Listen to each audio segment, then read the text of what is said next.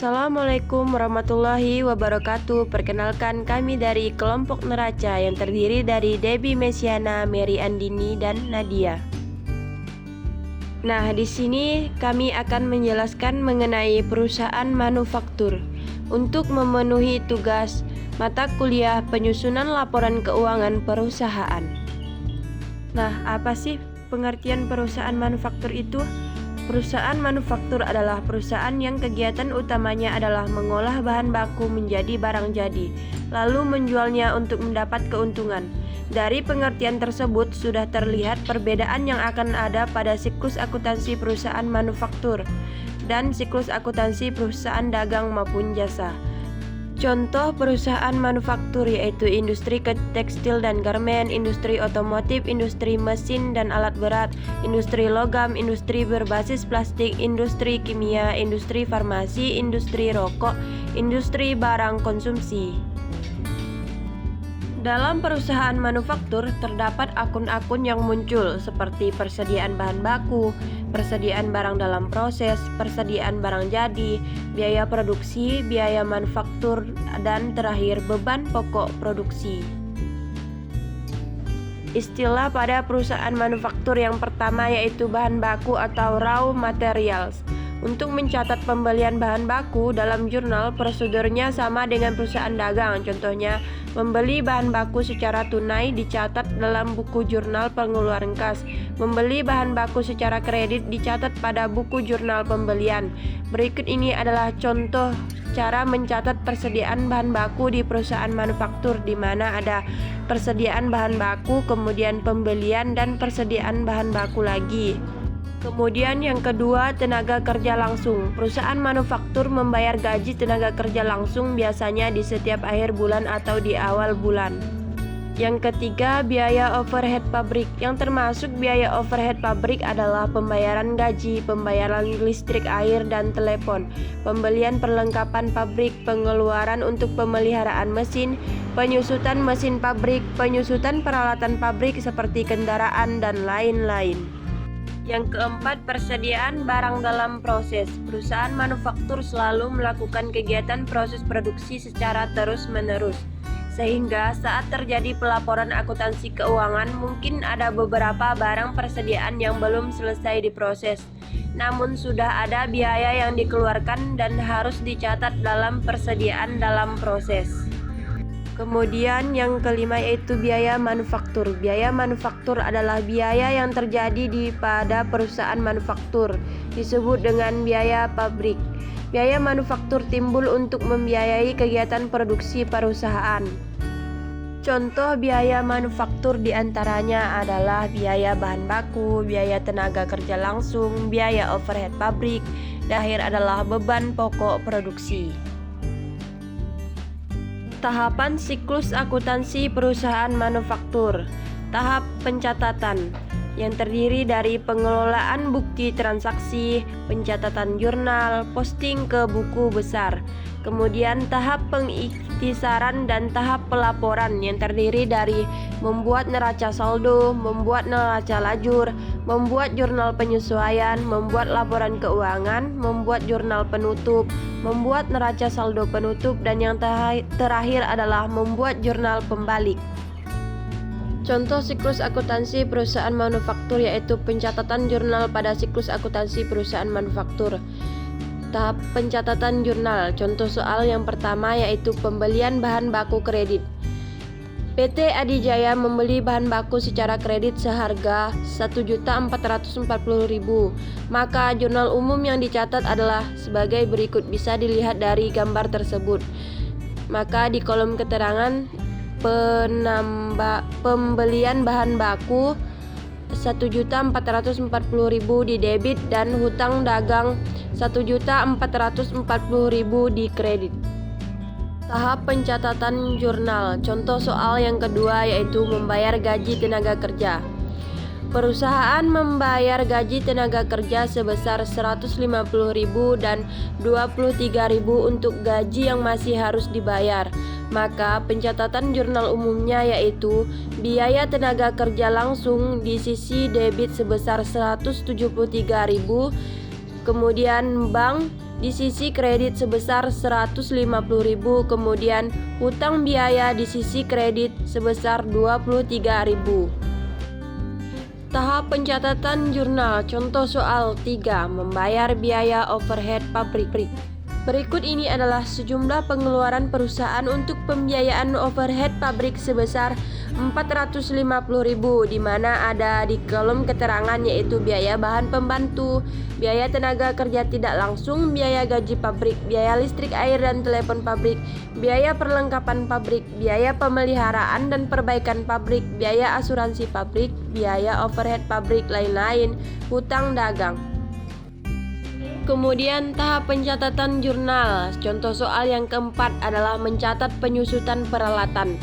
Dalam perusahaan manufaktur terdapat banyak peralatan dan mesin produksi yang harus dihitung nilai penyusutannya. Berikut contoh jurnal umum untuk penyusutan, di mana di kolom keterangan adanya biaya penyusutan pabrik, akumulasi penyusutan mesin, dan biaya penyusutan pabrik, biaya penyusutan penjualan, biaya penyusutan administrasi dan umum, kemudian akumulasi penyusutan kendaraan, dan akumulasi penyusutan peralatan. Tahap pencatatan jurnal. Contoh soal yang kelima yaitu mencatat penyusutan aktiva tak berwujud. Aktiva tak berwujud juga harus disusutkan seperti peralatan.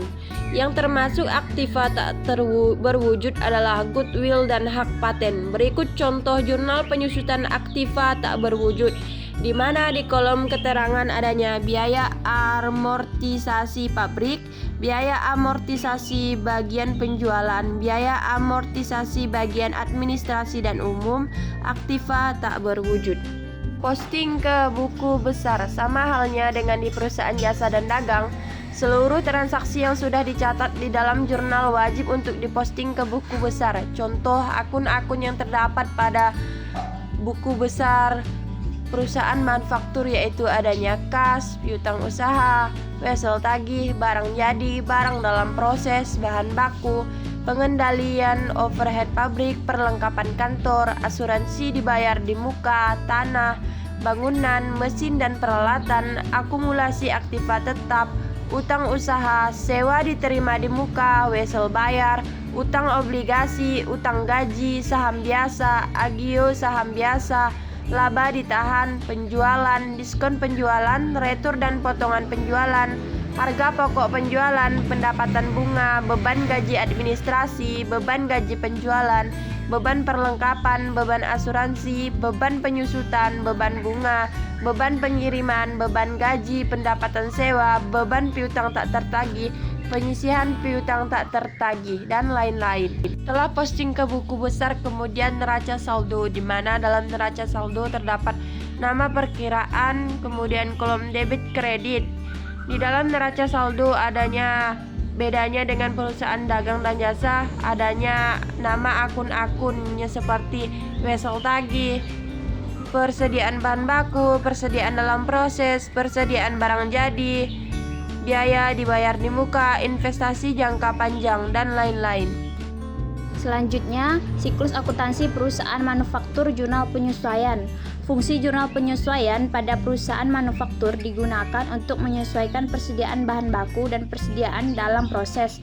Jurnal penyesuaian dibuat dengan tujuan untuk mengganti saldo rekening bahan baku dengan jumlah yang ada pada akhir periode, karena jumlah persediaan bahan baku di awal periode tentu akan berkurang pada akhir periode, sehingga harus dilakukan penyesuaian.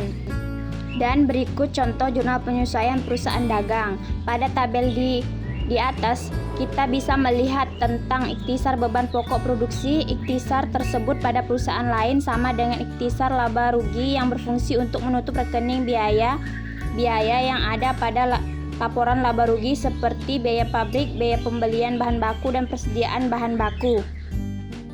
Untuk mempermudah dalam penyusunan laporan keuangan, maka disusunlah kertas kerja atau neraca lajur. Kertas kerja untuk PT Adijaya disusun sebagai berikut. Laporan keuangan siklus akuntansi perusahaan manufaktur. Perusahaan manufaktur memiliki perbedaan dalam penyusunan laporan keuangan, yaitu adanya laporan beban pokok produksi. Beban pokok produksi dimasukkan dalam perhitungan laba rugi untuk menghitung beban pokok penjualan. Selebihnya, prosedur laporan keuangan perusahaan manufaktur dengan laporan keuangan perusahaan dagang dan laporan keuangan perusahaan sama. Contoh laporan beban pokok produksi PT Adijaya.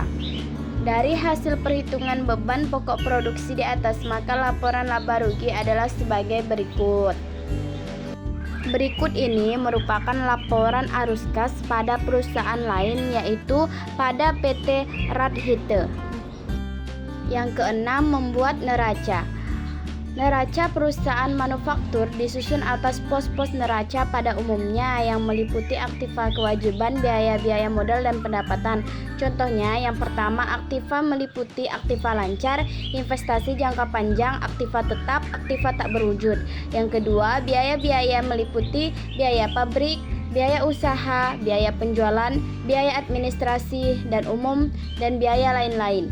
Yang ketiga, kewajiban terdiri dari kewajiban lancar dan kewajiban jangka panjang.